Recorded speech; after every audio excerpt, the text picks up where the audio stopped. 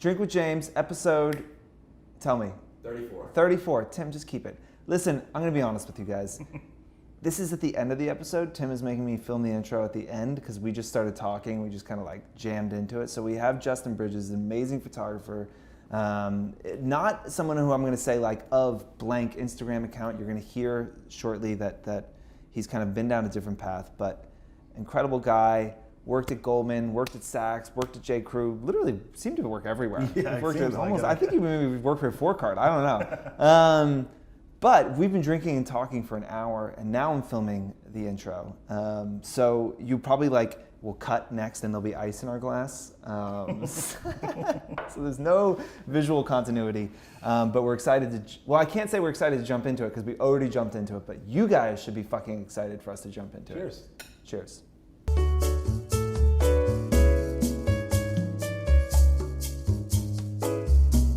For those of you who don't know my story, I worked at Goldman Sachs out of college.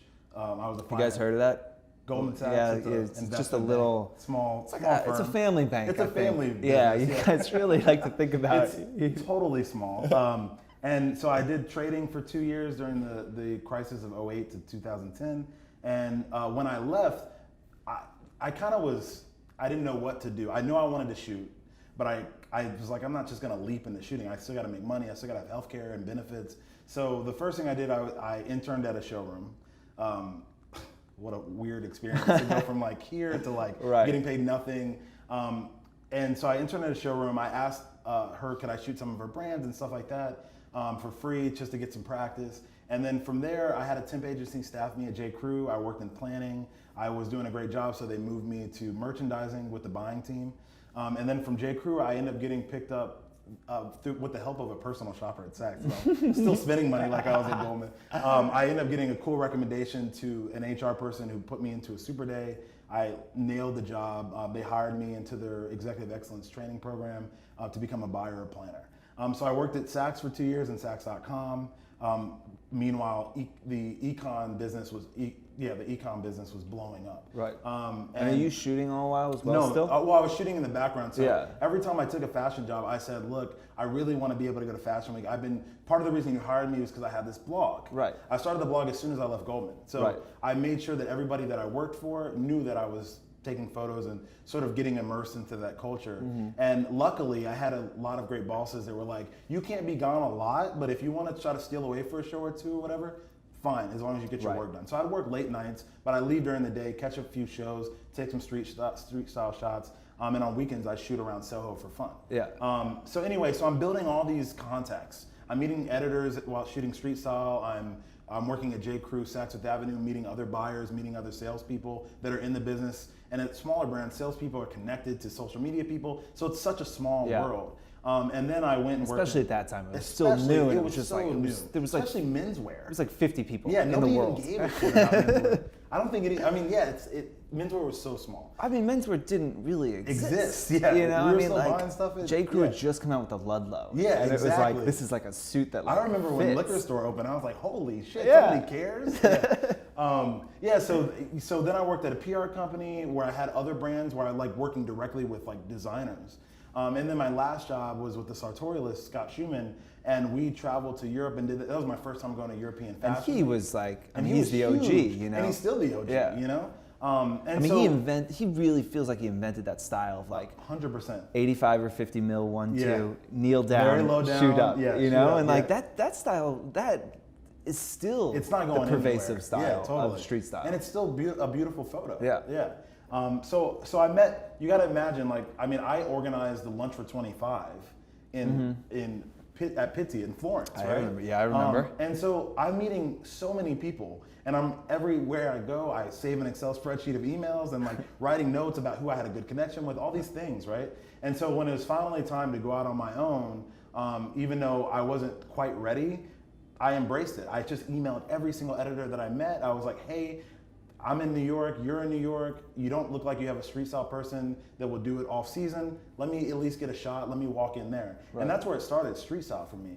And then everything after that, when I decided I don't want to be a street style photographer, I want to be like, at some point, one of the big guys. Like I want to be shooting the ads that you see on top of La Esquina, you know? Yeah. When I decided I wanted to go that route, I literally every single season would go on like a Liberty trade show website, or for those of you who goes to trade shows like Project for Men's, Liberty, and I would take the brands list, even if it was info at, I'd put it all on a spreadsheet, and then like I was at Goldman, I'd just like literally start executing on email. I'd email people with like general form. If I knew somebody, I'd attach photos that I thought that were relevant to the brand.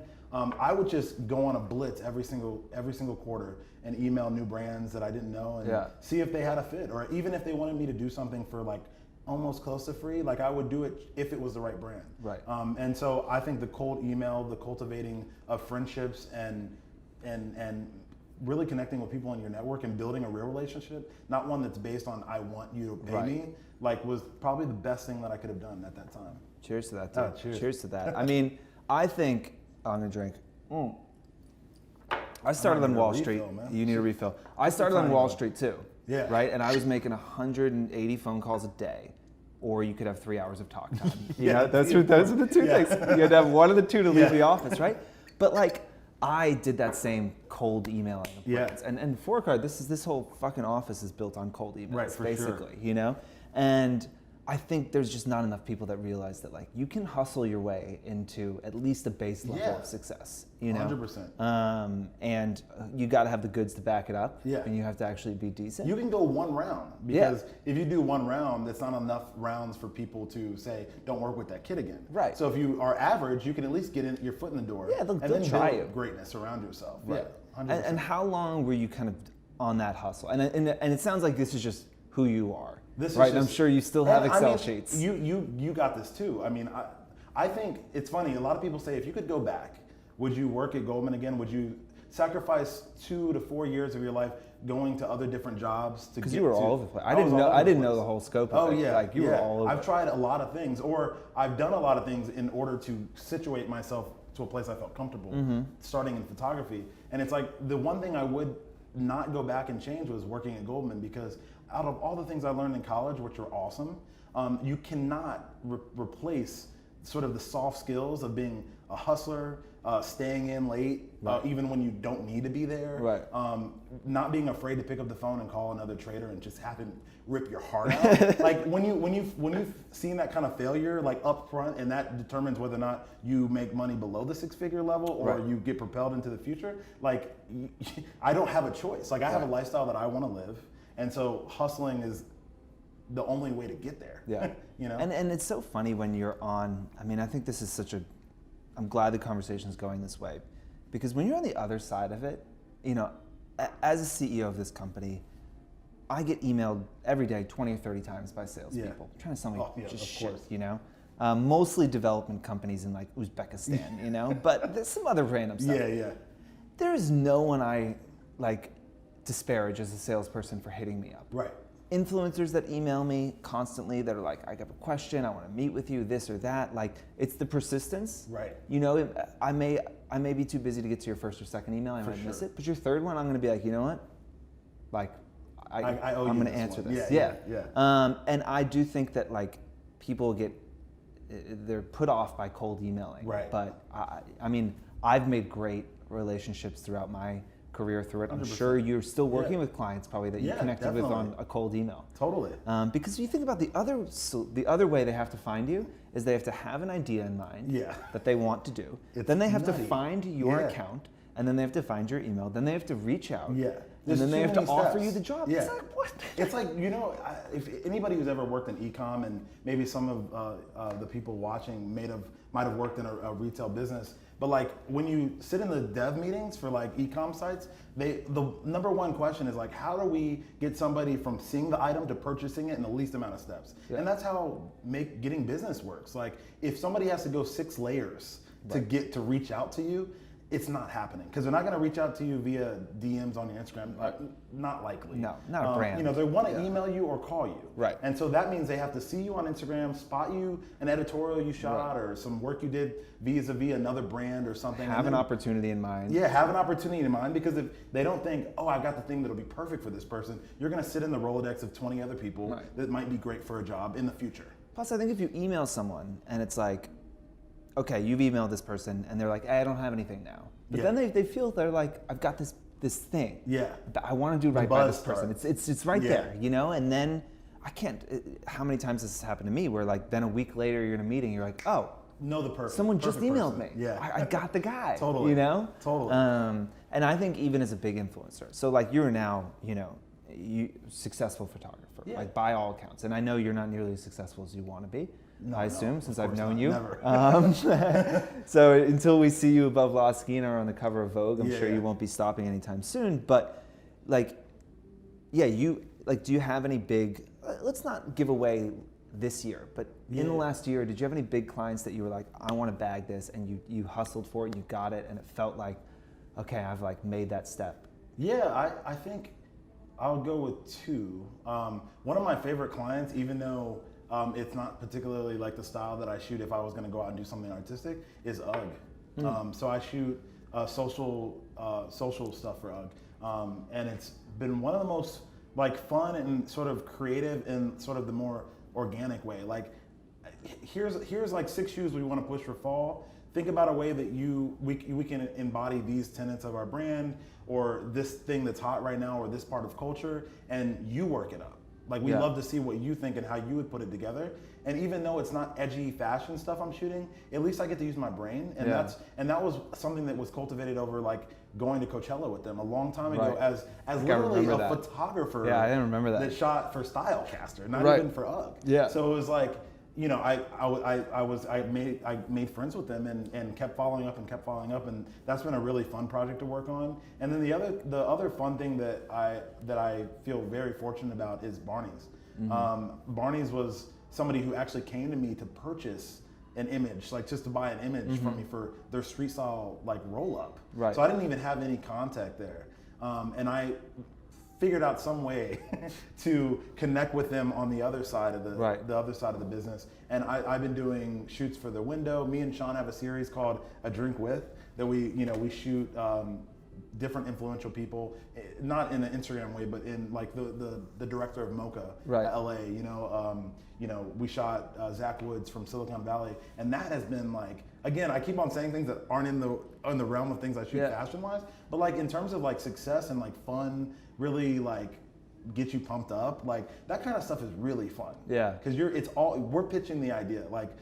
This idea could grow even bigger, but we pitched the idea like we want to get people drunk. We had to cut it down. We want to get people drunk and have them answer fucking honestly. Yeah. Like tell me you didn't like your last collection and don't bullshit me. Yeah. And that was the premise of it. We didn't necessarily get that far, Right. but the idea to get people to actually be candid and to open up and have a drink with us, like that was super exciting. Yeah. Yeah. And that's, part why this has worked, I think, this show, is that like influencers, they're looking for these answers and nobody's fucking talking about it, 100%. right? I want to step back just really quick and like let's start to focus this conversation on some more of the audience that's watching. And like UGG is a great example. Shooting for UGG, like obviously it's a brand that has like had some image issues, or they're trying to change. They're trying to expand their. They're trying to image, dial right? it in. Yeah, Everything's changed. dial it versus in, the expand old it, right? classic Like version. they're gonna always sell that boot, Yeah. but they need to show other things. So like, this is a similar brief that an influencer would get, right? UGG would reach out to them and be like, hey, I want you to shoot, this new jacket or this new kind of boot we have. How are you thinking about that?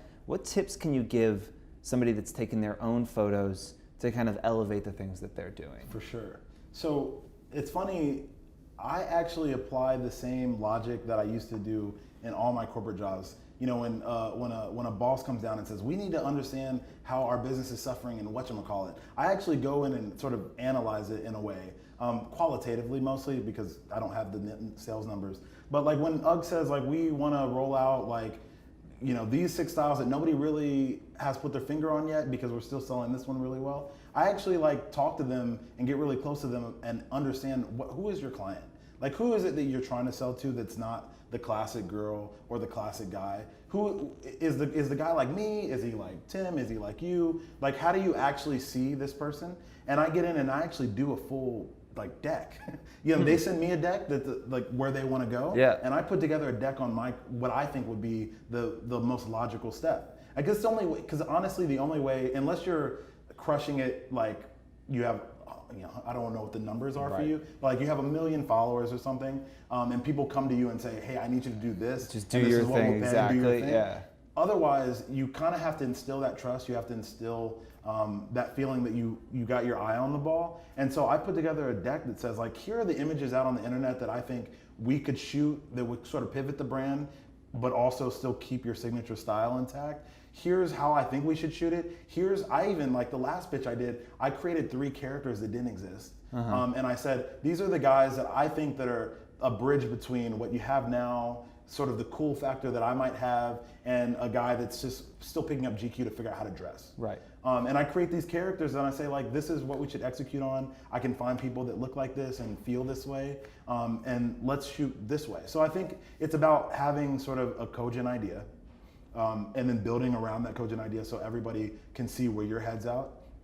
I remember you might have had this too. When you were in banking, did you ever get brain teasers when you went to interviews? Mm-hmm. So one of the things you learn when you interview in banking is they ask you these ridiculous questions you can't answer. Right. And a lot of the questions that you can't answer, if you don't say anything, you are marked against real hard. Yeah. But if you show them how you're thinking, people want you. Tries to get you your problem solving skills. And I think that's what I think brands do want that. I mean, I watched another episode before I came in, and one of the things you were telling people was, I can't believe how many people don't pitch. Yeah. And I think that's showing your thought process. Like if you come to a brand and say, I really love these shoes, I have a following of XYZ, can you send them over and maybe you could pay me a little bit? Then a brand will pick and choose, like maybe we want to work with you, maybe we don't. Yeah. But if you say, hey, look, that pair of shoes really vibes with me, I have the perfect idea. I'm actually going on a trip to wherever the fancy place you're going as a blogger. Yeah. And I have a friend that's traveling with me that would be the most gorgeous model. We're gonna shoot on the beach, and we're gonna shoot it by the pool, so you can see that it's got a little bit of flexibility, versatility, and then you show them that whole thought process. There's no way they won't. Well, there's chances they won't go with you, but the likelihood they'll be impressed increases. regardless. Yeah. And I cannot stress, guys, this is not normal. We work with hundreds and hundreds of bloggers a year. We pay out millions of dollars to influencers on 4Card. That's not normal, but it is so valuable. Yeah. And I think just taking the time, the little bit of extra time, the influencers I know that are successful, that are making 2 or 3 times the amount of money that other people at their level are making, are doing those kinds of things. Yeah. And it's because they're reliable, because they have good business mind, because they're thinking things through, they're taking this seriously. If a brand is paying you $1,000 or $10,000 or $100,000, like that is a lot of money regardless. For anybody. It is a lot of money, and it's for a small brand, even for a 4Card, Tim's marketing budget this year, we might have 20 grand. So like to pay someone $2,000 is a decent amount of what we can spend for the entire year. And for you to be like laissez-faire about it and to be like, yeah, sure, I can do that. It sounds good, and not think about it. Yeah, it's disrespectful to the brand. Exactly. And I think putting that time in and putting a deck in, that kind of thing is so impressive. And it's something that, the next time even if they say no, which they might, because it might not be the right time. You're gonna get a lot more no's than you get yeses, but the yeses will be so much better. The sandals you want to shoot on your tropical vacation, maybe they're not selling well, and that they're not, they're stepping away from them, but they're like the next time. They might reach out to you and be like, you're the guy, And I think it's so important. And to your point of earlier when you said most of my shoots are, they're not artists, they're mercenary. I still pick up the camera every now and then. I'm going on a ski trip with my family, and I talked to Jay Lindeberg, which was one of the first brands I ever worked with. I shot Liam in that overcoat and everything. And I was just like, hey, thank you. I was like, hey, I'm going up to Lake Placid. You have ski stuff. If you want me to shoot it, my family needs some ski stuff. I'll shoot it. Just send me what you want. They're like, cool, we want like some shots by the fire and this and that, and like you do your thing, but like this stuff would be great. It's like, cool, I could do 100%. That. And they appreciate that because like they weren't getting that stuff shot otherwise. So like, especially if you have trips and stuff, think about the brands that could make sense for it. Pitch them I'll even contextualize this. So one thing, back to the money thing, spending $2,000 is a big deal for almost everybody, because if you think about it, I remember I read a survey for photographers. I forget what the organization was that did it. It was a photography organization. But the average photographer across the United States in 2000, I think you got to fly. In 2015 or 2015 made on average $55,000, which is a living wage in a lot of places. would never turn an eye at that. I want the 55, right? Right. And I want to do way better. But 55,000. Now, if you take this $2,000 shoot that only took you maybe 4 hours, 3 hours to do, an hour to edit, that's a lot of money to spend on somebody that there's so many people doing it, right? And so brands do want to see that you, I mean, not just brands, but like clients in general want to see that you care. And then to take it another step further, like every single meeting I've ever gone into, the person that I'm meeting with is inundated, is too busy, can't get to their email. So if you basically hand them their job on a platter, they can still be the winner in the office. They can be like, yeah, I got this great idea. Right. And I got the person I got to a shoot deck. it. Yeah, I got a deck. And you make them look like the superstar. There's no way that they won't at least think about making you the person that is a recipient of the funds that they can spend on behalf of their company. Right, because I can't tell you how frustrating it is as a brand if you're an influencer and you're not answering your email, or you're a day late. Or I was talking to someone recently, even a day early. Yeah. You know, like influencers will be like, you have to post on the 20th, and they'll post on the 19th, and they don't realize that the brand had a whole schedule and the way they wanted to do. You know, and they, but like, it's hard to differentiate yourself online just by your work sometimes, 100%, right? And I think you're a much better photographer than I ever was, but also too kind. it's like being a good business person, being a good, pleasant person to work with goes so far. Yeah, you being know, creative is not enough. I mean, it can be. You know, it can like, be. It there's can some be. really spectacular It absolutely, people out there. it absolutely can be, and people will put up with you being a diva. Totally. But like that wasn't me ever. Yeah. You know, and so it meant that if I said 8 images at 8 a.m., they had to be there at 8 Totally. a.m. You know, It was way more efficient than and if they're there at Yeah. 8:30, now all of a sudden your client that stuck their neck out for you. Yeah. Looks like an idiot. Totally. Because their boss emailed them at 8:15 being like, where are the images? Oh, I haven't gotten them yet. Yeah. Now totally. you've just made them look bad. 100%. Right? It goes both ways. So you can't do it. So like, I would be interested in just like tips that you have, like you kind of were saying, of just like things that you should be doing when you're working with a client. Like, you know, from the meeting to the end of it, what are you thinking about? Like, how are you closing that deal and making sure you maintain a good relationship with your clients? I mean, once a new engagement starts, meaning we're at the still point where they're briefing me on what they need, I listen.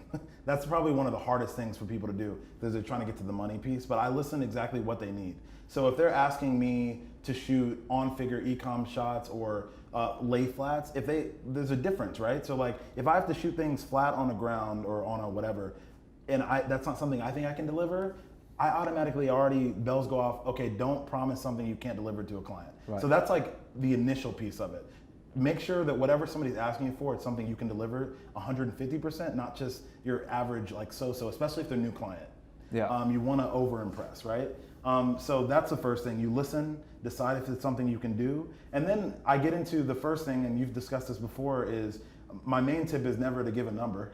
I never give a number first. And if I can't come up with a number myself after they've given me the budget and I say, well, that won't work. If it doesn't fit my scale, then I pass it directly to an agent.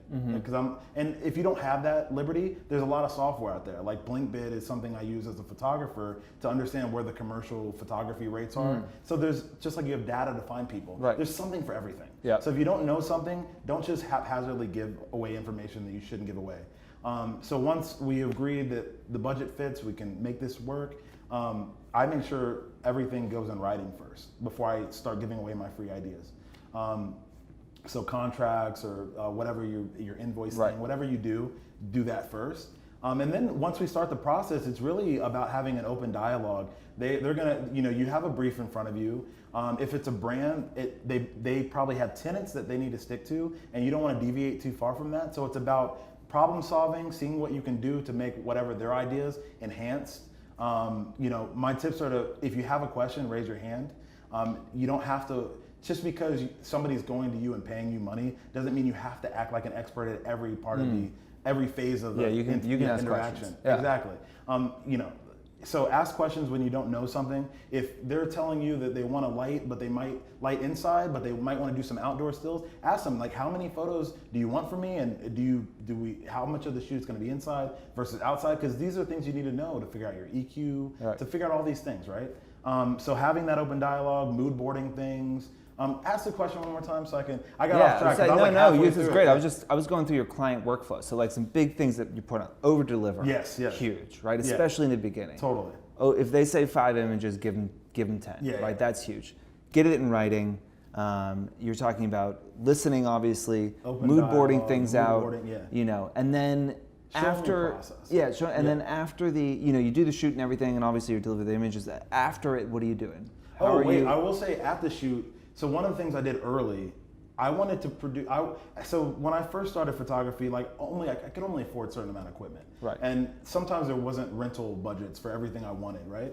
So once I started making some money, I decided, okay, I can spend this a couple different ways. I can get a better apartment, or I can invest in my business, right? So the first thing I did was I wanted people to feel like they were having the experience of having a tenured photographer. So I invested in the things like the iPad, so you can view stuff remotely Right. at home, at wherever you're at. I invested in that. I invested in like little accoutrement, like on set, that would make people feel like they were shooting with an expensive guy. Right. I know. Like, do you shoot like tethered? I shoot tethered Right. to a Like, computer. that's huge. It's huge. Right. I don't personally like it all the time. 'Cause No, I don't 'cause want the you over my client's like, back. "Oh, well, yeah, exactly. I don't like the face. Can you on make that her one. blonde? Yeah. It's like, what motherfucker? I can't do it Ask right for a now. brunette. Yeah.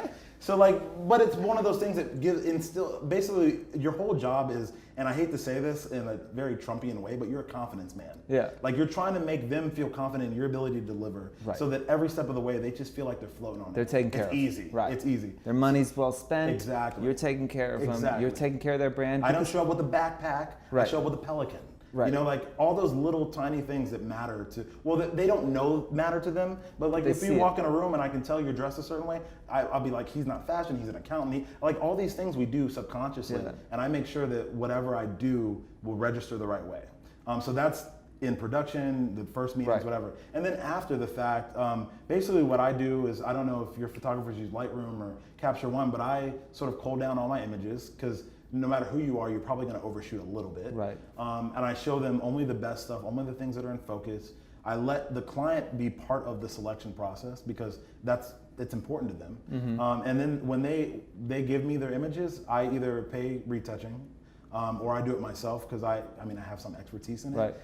And then I deliver the images. And the most important thing that most people don't realize, and I think and maybe it's not that important, but I do it for depending on the client, depending on how much our interaction was, depending on how great it was, et cetera, the minimum I do is send a thank you note, and it's usually something cool that I picked up in like Copenhagen or whatever, Right. a cool postcard with a peace sign or just something Yeah. interesting, right? So you'll buy postcards like while you're traveling. Yeah. Like And I keep little That's smart. things around the house. Yeah. And so I sent a thank you letter or thank you note that just, I hope these images really help drive the business, or whatever they were looking for. Yeah. I answer that in the thank you note. I sent a follow-up email thanking them for everything, and hope that we can work together next season. And for clients that I've had a longer relationship with, I had custom candles made from Cold Spring, my favorite place upstate, and I ship candles to people, and just so they have something that's sitting Yeah. on the desk, and they always, nice. every time that thing Yeah. burns, they're like, throw well, a that was link. good Throw a link up for experience. Cold Spring here, Tim. Cold Spring Apothecary, CSA. There we go. I think I think a lot of this conversation has been photography focused, but I think it does transcend that quite a bit. I think lending that air of professionalism. I mean, to your point, even bringing having the Pelican case. Yeah. Like it's different. Yeah, it's it is. different when you walk in. You're like, oh, I got someone legit. Totally. And I think as an influencer, maybe that means, especially if you've got a client on set, right? Yeah. And they don't do hair and makeup. Well, maybe you should pay Yeah. for hair and makeup that day and Yeah. have it on set, so that client has that experience of feeling like, 100%. oh, I'm part of this. Yeah. I'm part of this whole fancy Yeah. shoot. This is amazing. Totally. Well, There's people that show up, and this is not like, whether you're a photographer, an Instagram blogger, or whatever that you do, there are going to be norms that people expect, right? My girlfriend came home the other day and said, did you hear about that photographer that showed up to a set? There's like 30 people, and they pulled out their iPhone and said, let's go. And that's fine if that's what everybody's expecting, right? Right. But if you're young, not that big, not that successful, barely unheard of, like, it's your job to make Right. people feel like you're going there at some point, I mean, I know we've had photographers and stuff, and obviously I'm a bit of a snob about it, but we've paid people, or I've seen them shooting, and they won't have L series glass Yeah. on their Canon, and I'm like, I know I'm paying you. You know, and like I'm expecting a level of professionalism. Totally. And I expect you to know that L series glass is worth the investment. Right. You know? Right. That Totally. you shouldn't be shooting on a $300 lens if you're charging $2,000 Right. a day. Like Right. you just shouldn't. You just shouldn't. Yeah. You And know, that's and at like the when you bottom whip end of out the range you whip too, out yeah. the MIDI the medium format, it's like instantly you're on a different Totally. level. You know, you're not just 5D in the kit lens. Totally. So I think y'all, if you could think about that in your own businesses, whether you're a photographer or an influencer or you're YouTube or whatever it might be, it's like you have to invest in yourself, right? When especially in the beginning, you know, whenever I had money, I bought a lens. Yeah. You know, even though I wanted a suit. I Yeah. mean, that's why I waited 6 years to get my Tom Brown, because I was buying lenses probably. And also just like keep that air of professionalism. And like you can differentiate yourself in your ability to 100%. make your clients look awesome. You can take a picture with a toy camera that'll be better than somebody who didn't really put thought into it. Right. Which is the crazy thing, but people don't realize. Yeah. You know, you don't need the newest thing every time. You don't, you know. The other thing I would say when you're doing your summation of notes, like save your money. Seriously. I mean, I like This guy worked at Goldman's. I listened like to what him. he said the other day. He was like, I'm using this app. It pulls out a certain amount of money from my account. So if I want to actually do a splurge, I have it separated. Right. It's not that thing. It's not my tax money. Right. It's not all that stuff. It's separate. Yeah. And I think that a lot of people, they get a little money, then they go on the travel, the trips, the binging, when it's not being paid for or whatever. Right. They buy clothes every day. And Right. I'm not the one that's going to stop consumerism. Like, I depend on it, right? Right. But at the same time, like us especially, I don't usually lump myself in the millennial category, but us as millennials who like spending money on travel experiences and just experiences in general, have to also keep in mind that we're going to want to do that when we're in our retirement. Yeah. And as Save a money. freelancer, nobody's supporting you anymore. Right. It's just you. I mean, like, and if you're spending all of your money, Yeah, I mean, every if you're time the check comes if you're in. saving 5%, if you're only saving 5% of That's what you make a nothing. year, Yeah, it's you're nothing. fucked. You're working. You can't even pay taxes. You'll work for the rest of your fucking life. Exactly. Rest of And your life. I don't think any of your viewers want to do that. So. No, and nor will we be able to. No, exactly. So one of the big differences that we mentioned before we taped was like, I'm not an Instagram photographer. I'm an actual photographer, and part of me having a conscious identity in one of my accounts, it being personal, is that I don't want anybody can confuse what I'm doing on Instagram. Like I'm actually, I think, a regular person, and I hope that people make their decisions. Like if they buy something that I wore or buy something that I like, you know, I hope they make that decision based on the fact that I'm being as genuine as humanly possible. Right. Like I'm not trying to push anything or Yeah. you know, sell anything. If I like something, it goes on my Instagram. If I don't, you never hear about it. You know.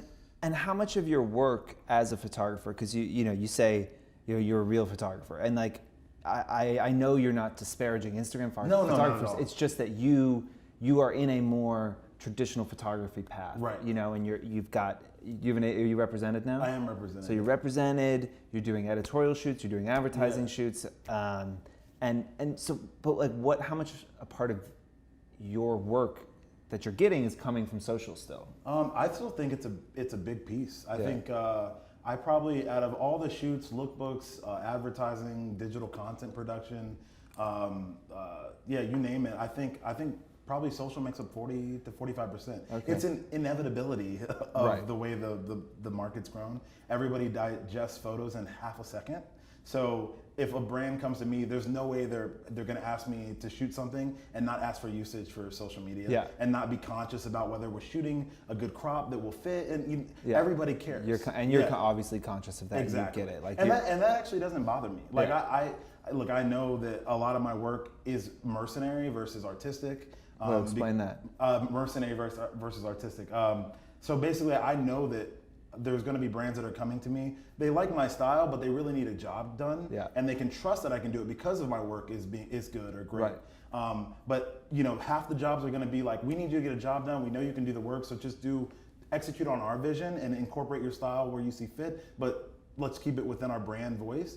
And then the other half, the editorials, brands that are young and trying to find their voice, those kind of people come to me and say, we love the way you shoot like this minimalist, cool, edgy feel. Can you do that for us? Or can you interpret our customer into a style that meshes well with, and provide us sort of that framework for the future? And those are where I get to play more of an artist than I get to play like a, hired gun. Right. Yeah. Is that a conscious choice to be like, I'm not going to be the person that's like documenting everything I Yeah. do and making these like Instagram photos? Yeah, that's a good question. I purposely don't. And when I started not doing it on purpose, it became a lifestyle for me. Like I just assumed I'm not a blogger, so I would rather this be intentionally just my life. Like I'm just living the way I want to. And if something inspires me, which is how I treat my street photography, my 35mm camera, if something inspires me, I'll pick my camera up and take a picture. Yeah. If nothing really. But you're not sitting there true, being like, okay, I got a flight today. I got to make sure I get a photo of the No, flight, no so stunting. people No know, stunting. so No, people no. know that I'm going to this place, Yeah, no. and then I can land and I'll go straight to coffee. I get the perfect, top-down Instagram. No, you know what's also awesome about that is like I think it really frees the mind up. Mm-hmm. Like if I was trying to grow a following by doing photos like that, then every part of my life would be just sort of programmed in a way. I mean, I guess for some people it comes natural, but for me it doesn't. So Right. I'd have to program my way of thinking, my agenda, all these things, versus like I can just show up somewhere and have no agenda, no plan, and really just feel comfortable in every space and not even think about it, which is fun. I know you have 2 accounts, right? Yeah, I do have 2 accounts. And do you post a lot of what you're shooting for clients on your Buy Bridges account? And Tim will put them both up. He's got a personal account. Put it in do this this hand, thing. yeah. Can you do it? Yeah. And put his like professional account in this hand. So sorry, I'm going to distill my question. Do brands ask you to post the work that you're shooting for them? Is it something you ever push back on? Yeah, so I'll work this question backwards. I have 2 accounts.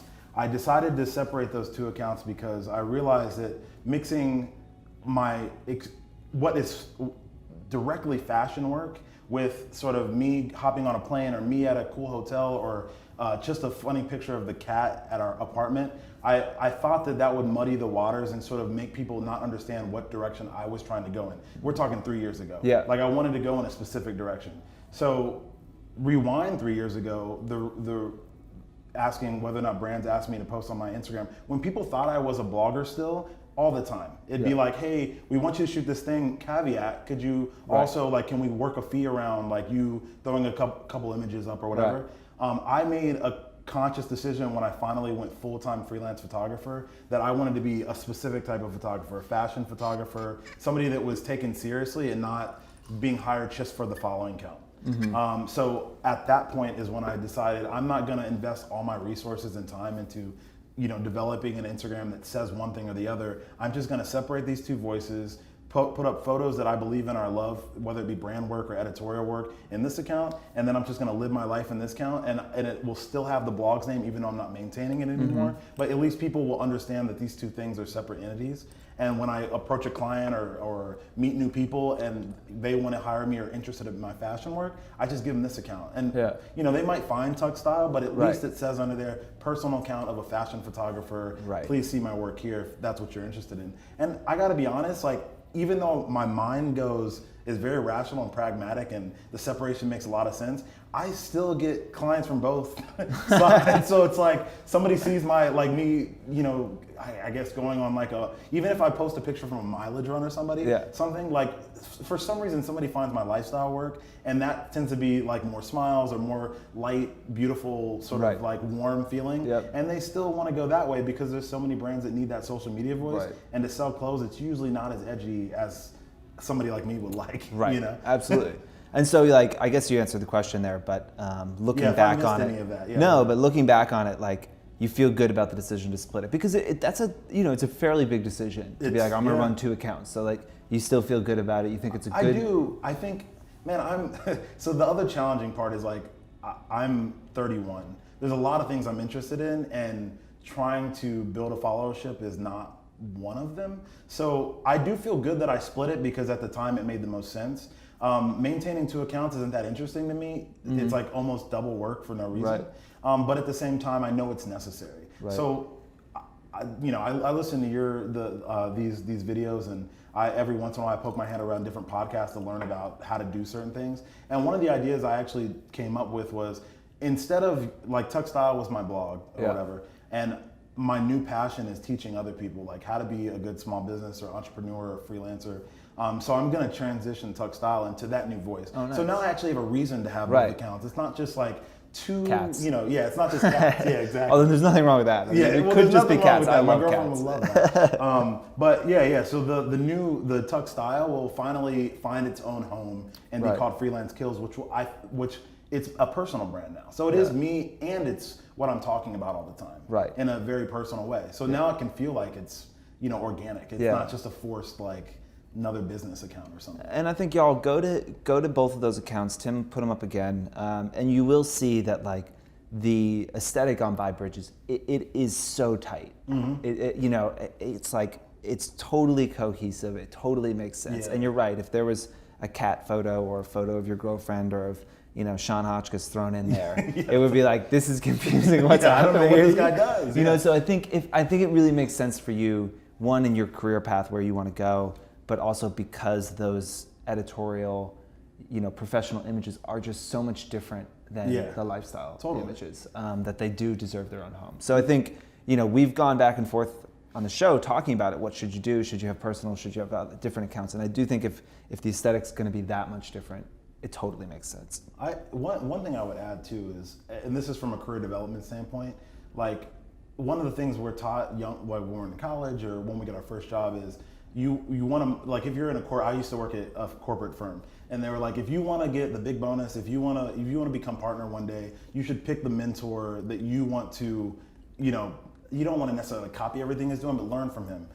Duplicate his successes so that you can start building your own successes. And again, if I was, a makeup artist or a blogger, a style blogger on 4Card, and I wanted to be the next, you name a big blogger like Trope Rouge or somebody like that, then I would try to duplicate what they're doing well and then make it my own. Iterate on it. And so for me, the people that were doing awesome work were like the Mizels and the Lindberghs and all those kind of guys, right? And so they don't care. I mean, they do have followings and such, but they're not over here trying to show you both sides of their the Instagrams coin. are terrible. Yeah, they're horrible. First, I remember when Mario Testino launched his He's Instagram, like, I what? was like, this is dog shit. Yeah.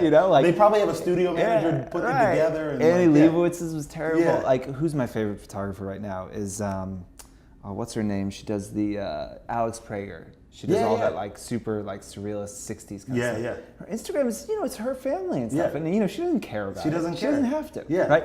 And I think that like that's unique, and like you're on a different path than a lot of the people on the platform. But we do have a lot of photographers that watch, and I think that like it's good to know that there isn't just photos of landscapes and buildings. Like you can still build a career in a different way. Okay, so tips and shit. Yeah, some tips. Everyday person, like let's say, they've got a boyfriend shooting or they're shooting, just like some simple stuff that they can do to make their photos better. Not like, difficult conceptual stuff. Yeah, of course. Like, don't shoot every photo at 1:4. Yeah. Yeah, for sure. My first simple tip is use the internet to learn. There's so many options like Skillshare, lynda.com. I mean, I'm self-taught too. I didn't like train under anybody, so I had to teach myself everything. So first quick tip, don't be afraid to look at lessons online to hone your skills. And you said earlier, this was great, you were like, you said something about looking at other people's work and copying it, and iterating on it. Yeah. And I did that so much. I would like reverse see a photo online and be like, I'm gonna try and take that photo. Yeah. And then you learn in by copying that it how they did it. Totally. Super important. I guess that's you take tip number 2. I know. I was just. No, that you should say that one all over again. Yeah, I mean. Number 2, find somebody's work that you love. Yeah, I mean, find work. You look on. I love designinspiration.net. I think awesome site. If it's .com, Tim will put it up here somewhere. But I used to go through that site and find photography. And save it to different boards and just try and copy it and be like, how do they do that photo? I think I that's need the to best figure way. it out. Yeah. And like a lot of it in the post and getting my post better. Yeah. And figuring out how to manipulate colors and curves and all that stuff. And I learned, I did a lot of like sitting around looking at like 18-year-old girls talk about editing photos, you know, and they were like doing like, at the time they were like selling like Photoshop actions packages, you know, Actions and I would and like, treatments I would pay for these, Yeah. and then I would see what all the steps were. Be like, oh, that's cool. They're like, they're pulling the red down on this in the shadows in this, and that's how they're getting that purple color in the 100%. shadows. My point too, I guess, is just a furthering of yours, is like the internet is this place to learn. Yeah. And you can learn from courses, and you can also learn by finding photography you love and copying it. And I hope you don't just copy someone's style, but you will learn from that experiment and then take it and make it your own. You need to be a student constantly, 100%. right? All the time. Can I add on to Yeah, that real please. Let's quick? just And keep. then- Let's snowball. I was gonna say, man, the thing about being a student. So when I was in college, I fucking hated it. Like I didn't want to be there. Like I hated it. And so after I got out of college, I was so focused on my career. Fast forward, now I'm 31 or 30 is probably when 29 is when this started. But I have this unquenchable thirst for knowledge, and knowledge completely separate from photography. Like I'm reading a book by Richard Dawkins that I brought in. I mean, I read books about the future of technology. Like I read books about science, cosmology. I mean, you name it, I'll read it as long as it interests me. And it's incredibly weird to say this, but all the topics that have nothing to do with photography inform my eye even more than just staring at other people's work. Absolutely. Because I'm always thinking about other shit. Right. That doesn't necessarily have to do with it. Yeah, because you can read a book and they can describe a scene, and you could think, well, what if I could photograph that scene? Yeah, you know, what if photograph could be inspired by this book? 100%. And I think if you're not curious, if you're a creative and you're not curious, then what do you?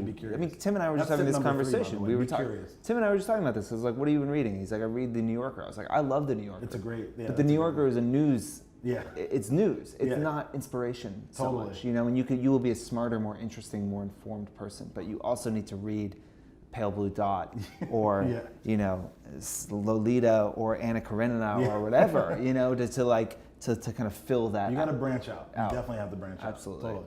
And you know, I hate to riff and not answer your question, but the you're last riff before the next tip would be that, like you were saying when we ended with the Copenhagen notes and all that stuff, is like I do think within reason we owe it to ourselves to inform our eye by going to places that you haven't already seen 1,000 times on Instagram. So avoiding Tulum and going to the small village, or going to Copenhagen instead of Paris, or going to a small town outside of Tokyo or Osaka. I think that's important for, you know, it's probably even worse for our influencers, right? Because they're doing that 4 times a day. They're posting 5 times a day. It's you tough. know, and like.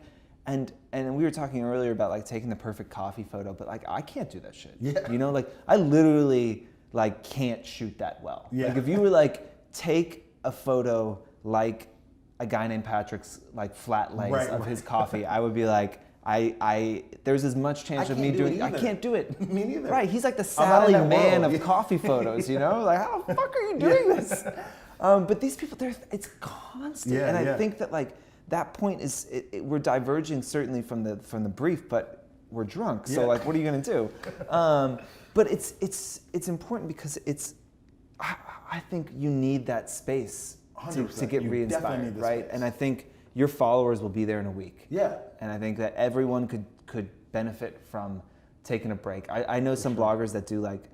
You know, people do like no booze January, which I don't support at all. Like no booze January, you know, like they don't drink. Not drinking? Yeah. Okay. Like I don't support that shit. But I know some influencers that will like pick a month and do no sponsored posts. Oh, that's good. And I think that's healthy. I think that's really good. You know, to be like, let's just go back to like why I started this, which is like talking about clothes I love. Yeah, and if you're making money and you're doing a good job of making that money, you should be able to create that space for yourself. Right. And not have to worry about a month. Even if it's a week, even if it's a weekend, you know, and I, you know, to just like get that space. 100%. Yeah. Whose turn is it? Your turn for a tip? Tip number 3 or 4. It doesn't matter. Whatever tip. 10. I would say. I got it. Taking a picture on a DSLR is similar to an iPhone, in that when you're shooting in a bright day and the sky's all blown out, you want to sort of try to meter between the brightest spot and the darkest spot in the photo so that you get the range of colors and luminosities, and it's easier to edit the photo. So if it's like a rainy day over and there's no blue sky or whatever, you want to try to get as dark as you can, get the sky as dark as you can while still keeping the person in good luminosity. Right. So that after the fact, you can pull your highlights in and try to get as much of that sky back in the photo so you don't have like all city and beautiful backdrop and then blank white. Right. If you can. That tends to be really hard on all white days, but on a day where it's like light blue, not rich and saturated blue, that'll be a way to help you get the healthy balance between lights and darks. And people, I understand the language you're speaking, but people who don't understand that language, let me just like, is that something that you take, again, I know you have a brain now where you can look and be like, I don't even think about you can be like, oh, that's 281, you know, ISO 400 and one, you know, 320. But are they using the light meter in the camera? Are you taking multiple photos and looking at how they are? See, how I love are this conversation because this is going to, I'm looking at Tim instead of the camera, sorry. But this is actually lending itself to another tip, so we'll work backwards. So the next tip I was gonna say was, a lot of people talk about what camera lens, what camera to have. But I also think that even if you're not gonna be some professional photographer, one of the things that anybody can benefit from is buying a light meter. You can get an analog one and they cost maybe less than 150 bucks, but it can take your work or understanding your exposure, and exposure meaning brightness, darkness, whatever, to the next level, because you're not doing so much guesswork. When you're looking through a camera and you see that little meter at the bottom and you're trying to move your shutter speed to go left or right on the little arrow, like that only tells you your spot focus or an average of the scene. But if you use a light meter, which has a like white dome on the front, it gives you sort of the perfect blend of everything that's going on 180 degrees in the scene. It helps you dial in where you actually need to be shooting that shot. And even if you look at the back of your camera and go, this isn't quite, like it's a little too dark or a little too light, the fact that you metered the scene perfectly based on the light meter and versus the spot meter in your camera will allow you, when you go do your Lightroom edits, to have a little bit more, if you're using a Canon 5D or 7D, you're gonna be in like a better spot. A little bit more spot to like tweak it back and forth. As long as you're shooting raw. As long as you're shooting Don't raw. fucking shoot JPEGs. Don't shoot JPEGs. Come on, it's a waste people. of time. It's harsh. And it's not that much more space. It's interesting. I've never had a light meter my entire life. Yeah, and I think that like I could probably benefit from it. Yeah, we all could. Yeah. I think one of the things, like, so everybody that learns photography probably learns by shooting friends or walking around outside and taking photos. And that's the easiest way to learn. It's the cheapest way to learn. But when you start getting indoctrinated and actually having to do client briefs, which are outside, they're inside, even outside when you have to light and you have to meter with ambient or kill ambient or all these studio concepts, like that will really hone your sort of technical knowledge for using your own camera. Because if you don't even know the first thing about the exposure pyramid, then you won't even understand how anything works. Right.